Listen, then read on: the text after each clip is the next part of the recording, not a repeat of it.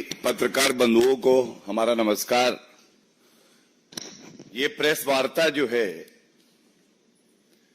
पश्चिम बंगाल में जंगल राज का एक उदाहरण और सामने आया है और चोपड़ा नॉर्थ दिनाजपुर में एक महिला के साथ दुर्व्यवहार हुआ है। कोड़े से पिटाई की गई है उस महिला की और एक और व्यक्ति जो कि वीडियो में दिखाई दे रहा है। ये तस्वीर जो है हर चैनल पर, सोशल मीडिया पर, हर जगह दिखाई दे रही है और बड़ा सवाल जो आज बनता है, हमारी पार्टी के राष्ट्रीय अध्यक्ष जेपी नड्डा जी ने अभी ये मुद्दा बड़ी मजबूती से उठाया है और एक्स पे अपने विचार व्यक्त किए हैं। मैं उसी को आगे बढ़ाना चाहूंगा। नॉर्थ दिनाजपुर में एक टीएमसी के लीडर हैं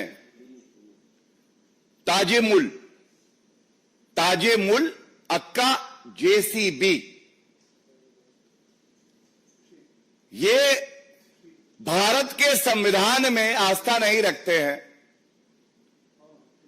ममता बनर्जी के इशारे पर ये कहते हैं त्वरित न्याय करेंगे तालिबानी स्टाइल।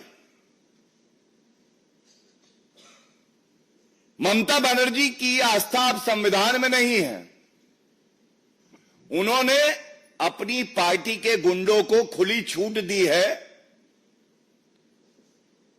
कि शरिया कानून लागू करो, तालिबान का राज है, खाता ना बही, जो ममता के गुंडे कहे वही सही। सार्वजनिक स्थल पे वो एक महिला को कोड़े मार रहा है और ऐसा तभी हो सकता है जब आप टीएमसी के लीडर हो, क्योंकि आपको पता है मौन स्वीकृति है तो वो ममता बनर्जी की है। जनता बंगाल की त्रस्त है ममता बनर्जी से और ये कहना गलत नहीं होगा। जंगल राज कैसा होता है? बिल्कुल ममता राज जैसा होता है। ये हर नागरिक के लिए पीड़ाजनक है, चिंताजनक है कि एक महिला मुख्यमंत्री जिनके पास गृह मंत्रालय भी है, वे अपनी पार्टी के गुंडों को खुली छूट देती हैं और जनता की सुरक्षा की उनको चिंता नहीं है। टीएमसी के गुंडे लीडर जो हैं उनकी सुरक्षा की चिंता है। इंसाफ दिलाना है जनता को, बचाव कर रही है टीएमसी के गुंडों का। और जैसा मैंने आपको बताया, ये ताजेमुल अक्का जेसीबी, तो ये जेसीबी जो महिलाओं को प्रताड़ित करती है, कानून व्यवस्था को ध्वस्त करती है, ये जेसीबी पार्क कहां होती है?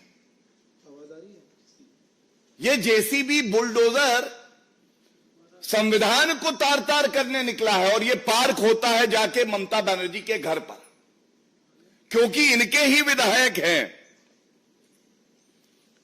टीएमसी के विधायक जिनका नाम है हमीदुल रहमान, जब इनके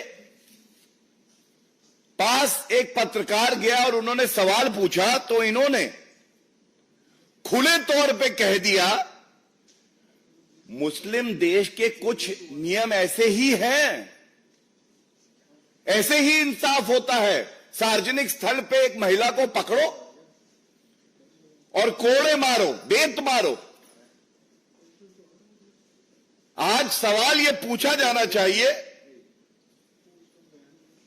ममता बनर्जी जी, ये जेसीबी, ताजिमुल अक्का जेसीबी, ये आपके यहां पार्क है। दूसरा सवाल यह है, ये आपके विधायक जो हैं हमीदुल रहमान, ये आप ही की सोच क्या आगे बढ़ा रहे हैं कि किसी भी महिला को पकड़कर सार्वजनिक स्थल पर कोड़े मारो, क्योंकि ऐसा मुस्लिम देशों के नियम के अनुसार हो रहा है। तीसरा, ममता बनर्जी, आप स्वयं एक महिला हैं, आपके पास गृह मंत्रालय है, और हम सब ने देखा संदेश खाली में भी आपने चुप्पी नहीं तोड़ी। संदेश खाली ने शाहजहां दिया और नॉर्थ दिनाजपुर ने औरंगजेब ताजिमुल दिया। मैं पूछना चाहूंगा, आज जो विपक्षी दल, जो घमंडिया संविधान की प्रतिलिपि हाथ में लेके खड़े रहते हैं, क्या ये जो तालिबानी न्याय हो रहा है पश्चिम बंगाल में, वो इससे सहमत है? ममता बनर्जी, ये मुद्दा है महिलाओं की अस्मिता और अधिकार का, ये मुद्दा है ह्यूमन राइट्स का, मानव अधिकारों का।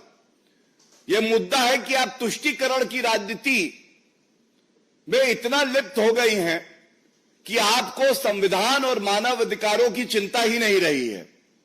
और यह मुद्दा है कि कानून व्यवस्था पश्चिम बंगाल में ध्वस्त है, ममता बनर्जी मस्त है। यह मुद्दा है आज घमंडिया के एक एक नेता। खड़गे जी चुप, सोनिया गांधी जी महिला है शांत, राहुल गांधी के लब सिल गए, मैं कुछ नहीं बोलूंगा। अखिलेश यादव मुंह में दही जमी हुई है, एक उनका वक्तव्य नहीं आया है। अरविंद केजरीवाल सुई पटक सन्नाटा, हमने देखा स्वाति मालीवाल जी के साथ भी क्या किया। अब बताइए, जो घमंडिया संविधान पकड़ता है हाथ में, जो संविधान की मूल भावना है, उसको तार तार किया जा रहा है पश्चिम बंगाल में। महिला की अस्मिता के साथ खेला जा रहा है और केवल भारतीय जनता पार्टी मजबूती से इस मुद्दे को उठा रही है और उस महिला और उस युवक के साथ खड़ी है। क्या आज ये सवाल नहीं पूछे जाएंगे? और चिंता की बात यह है कि चाहे वो ताजिमुल हो और चाहे वो हमीदुल रहमान हो, टीएमसी के एमएलए, वो ये नहीं कहते हैं कि ये निंदनीय है, वो इसको सही ठहराते हैं। वो इसको मुस्लिम देशों में जैसे न्याय होता है उससे तुलना करके कहते हैं कि पश्चिम बंगाल अब तालिबान राज हो गया है, अब ये कानून से नहीं चलेगा। किसी भी महिला, किसी भी युवक को पकड़ो, खुद ही तय कर दो कि उसने गलत किया है और सजा दे दो। ममता बनर्जी, संदेश खाली हो, चाहे चुनाव से पहले और परिणाम आने के बाद हिंसा की वारदातें हो, बलात्कार हो, हत्या हो, और अब उत्तरी दिनाजपुर में ये जो निंदनीय कृत्य हुआ है, इसकी जिम्मेदारी आपकी है। और ये मांग हम उठाते हैं कि ममता बनर्जी, क्योंकि गृह मंत्रालय भी आप ही के पास है और कानून व्यवस्था ध्वस्त हो गई है, आपको इस्तीफा दे देना चाहिए। पश्चिम बंगाल अब आपसे संभल नहीं रहा है। वहां की जनता ये सवाल पूछ रही है जो हम इस मंच से उठा रहे हैं। I will just also summarize in English in short so that it reaches every citizen of West Bengal particularly and every citizen of India. In Chopra, North Dinajpur, there is an incident that has taken place where a woman has been flogged, physically abused along with a man, and this has been done at a public place, violating their dignity, violating their fundamental right to associate with each other. What puts the entire country to shame is the fact that Mamata Banerjee has not spoken a word on this. She being a woman and a woman chief minister who has taken oath under the Constitution of India should have been the first one to come out and condemn this incident. And what makes the matter worse is the fact that the accused Tajimul happens to be a TMC leader. He's a habitual offender.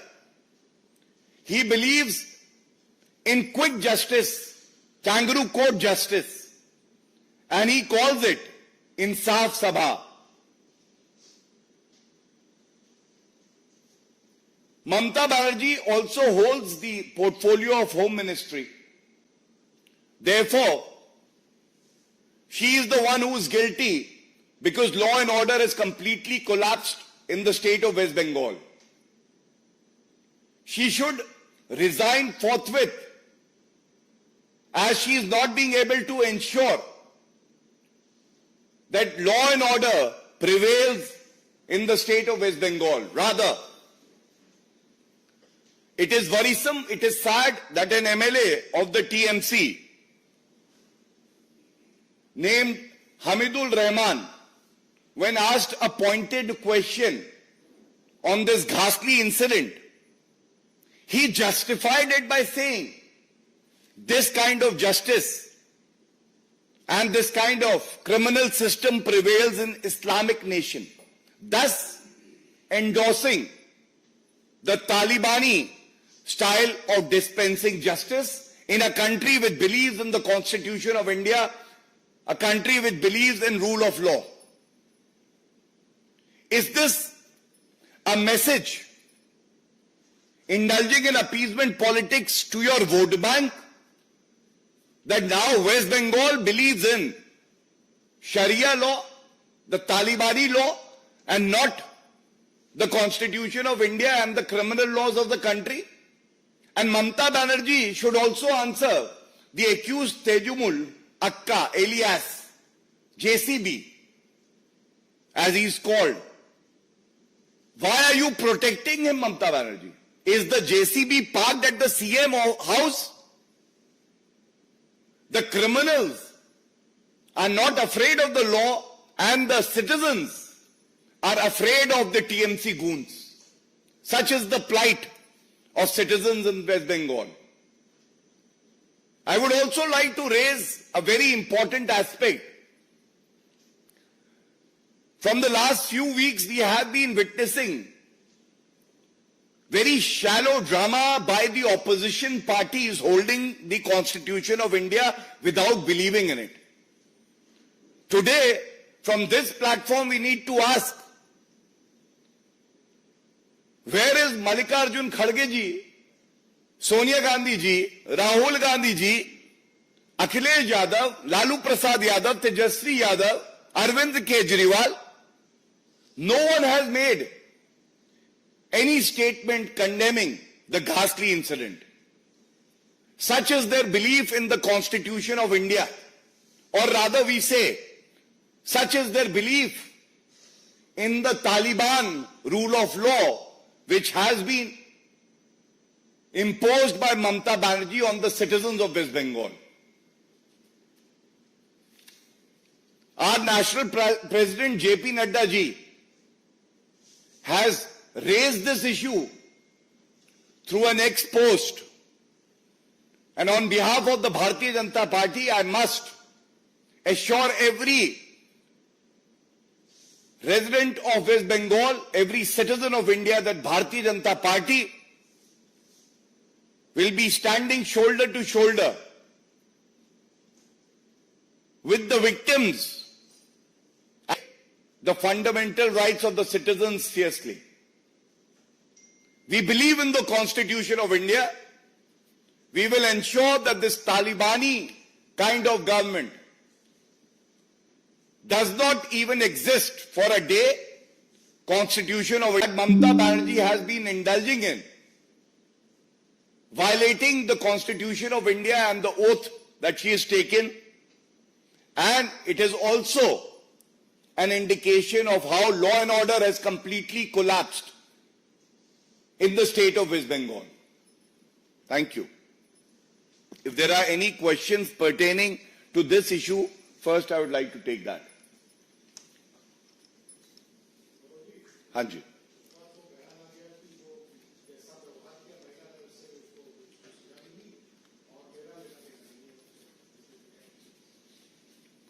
देखिए, इसीलिए मैंने कहा बयान आना चाहिए था कि ऐसा कृत्य निंदनीय है, और पश्चिम बंगाल हो या कोई भी प्रदेश हो, संविधान से चलेगा।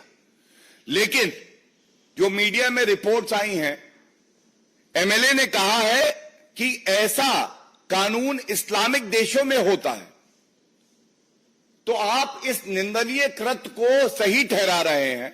और ऐसा क्यों हो रहा है मैं आपको बता दूं। नॉर्थ दिनाजपुर में 64% मुस्लिम हैं और 34% हिंदू आबादी है। तो ये मैसेजिंग दी जा रही है कि जहां मुसलमान बहुसंख्यक है, वहां ममता बनर्जी तालिबानी राज मानेगी और शरिया कानून लागू होगा।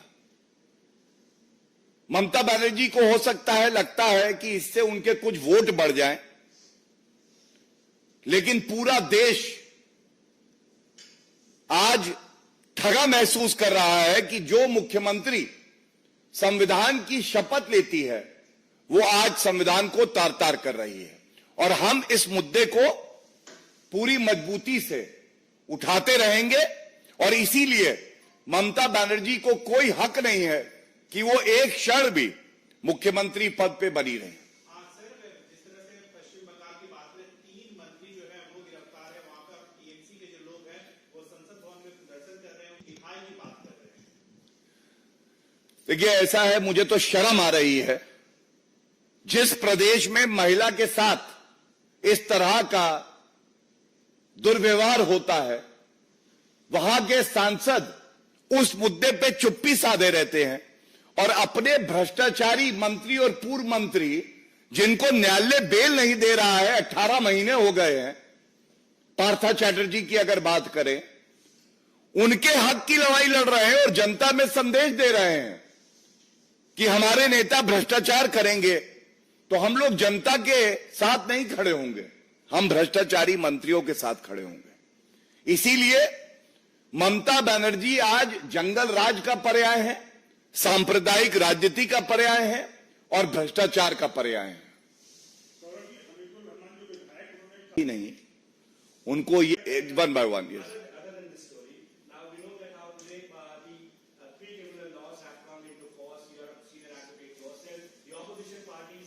Today is a historic day in the annals of our free country, India. And why do I say that? We need to understand that an evolving society needs law that cater to its needs, demands, protecting its rights. And the Indian Penal Code dates back to 1860. The Indian Evidence Act dates back to 1872. More than 150-year-old. There was a dire need to have new criminal law in place. We take a lot of pride that this government led by Shri Narendra, justice, effective justice and speedy justice is available to every citizen. I must also tell you a few highlights of the new laws. In the earlier laws, terrorism, which is a menace, and this government has taken a resolve to ensure that we would eradicate terrorism. Terrorism in the older laws had no definition, making it difficult for the prosecution also, for the police also, to file a charge sheet or to prove a case. The new laws have defined terrorism. Second, mob lynching has been made an offense, and death penalty would be attracted. Is this not welcome? The older laws did not have any. The new laws specially focus on the rights of women and children. There is a separate chapter for that, which will ensure that there is specificity when it comes to crime against women and children, and they deter criminals from committing these crimes. And last but not the least, one example of how it would expedite the entire criminal justice process so that justice is delivered. A judgment, if reserved, in criminal cases has to be delivered in 45 days. We have seen how sometimes judgments were reserved, but they were not delivered. And a judge would retire, a new bench would be constituted, hearing would happen again, delaying the process of delivering justice. This has also been taken care of. And I must also, on a larger frame, say one more thing.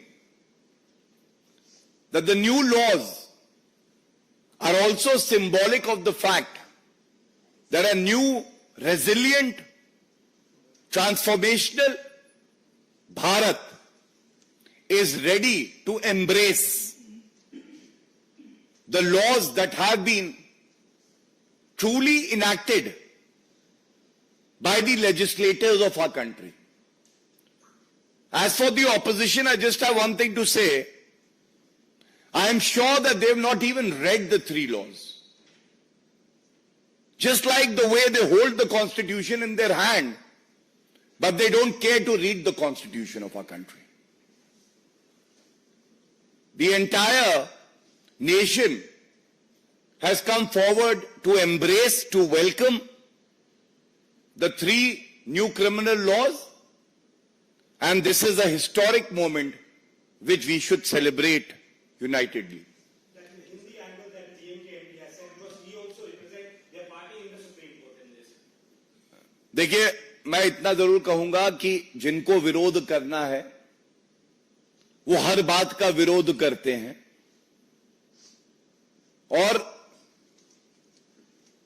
तीन कानून खोल के नहीं देखे होंगे। उसकी एक वजह है, वो कह रहे हैं कि हिंदी के शब्दों का प्रयोग किया गया है नाम रखने में, लेकिन अंदर जो पूरे एक्ट है वो अंग्रेजी में है। अगर वो थोड़ा सा प्रयास करके पहला पेज पलटते और अंदर देख लेते तो वो जानते कि वो सारे कानून अंग्रेजी में भी है, हिंदी अनुवाद भी है। लेकिन आप सोचिए, एक निकम्मा निठल्ला विपक्ष जो कि पढ़ाई लिखाई में विश्वास नहीं करता है, एक अच्छी शुरुआत को रोकने का प्रयास करता है, विरोध के नाम पे विरोध करना चाहता है, जिसकी विरोध में गुणवत्ता नहीं है, उसको जनता नकार रही है।